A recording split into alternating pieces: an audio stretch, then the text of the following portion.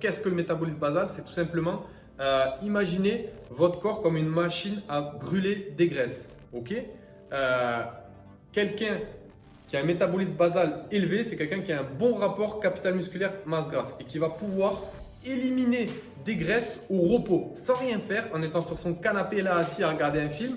Ok, il va brûler peut-être 700 calories. Quelqu'un qui a un métabolisme bas, donc qui n'a pas beaucoup de capital musculaire et qui a un taux de masse grasse élevé, il va peut-être brûler que 300 calories dans son canapé.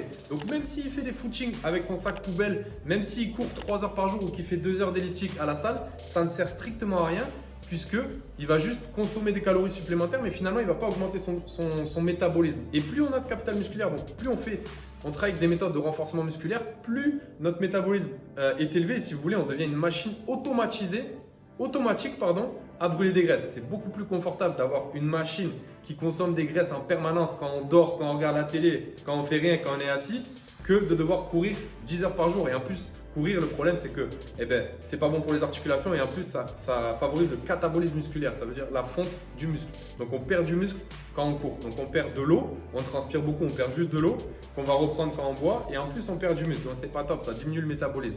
Après, on peut courir bien sûr pour le bien-être, mais ça, c'est une autre histoire. Pour vraiment avoir une machine automatique à brûler des graisses, c'est les protocoles de renforcement musculaire.